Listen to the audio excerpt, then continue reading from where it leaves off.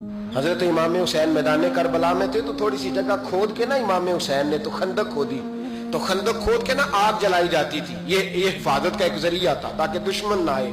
तो इमाम हुसैन ने अपने खेमे के सामने खंदक खोद के उसमें आग जलाई ताकि पर्दा रहे, औरतों के पास को दुश्मन ना आए। तो एक शख्स सामने खड़ा होकर कहने लगा, हुसैन तूने दुनिया में ही आग जला ली है।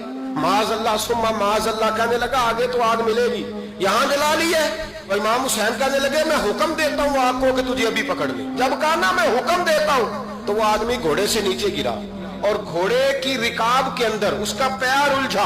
घोड़ा डर के इतना दौड़ा कि जाके उस आदमी को आग में फेंक दिया। ये जो लोग कहते हैं ना बड़े मजलूम थे, पानी नहीं आ सका, ये हुसैन इब्ने अली है। ये अभी हुक्म देते तो फरिश्ते अभी आ जाते। अगर जनाब इस्माइल के लिए दुम्बा आ सकता है तो वो तो हजरत इब्राहिम के बेटे थे, और ये तो मुस्तफा की औलाद है, इनके लिए क्या कुछ नहीं हो सकता। लेकिन इमाम हुसैन ने पसंद किया था करबला के जिहाद को।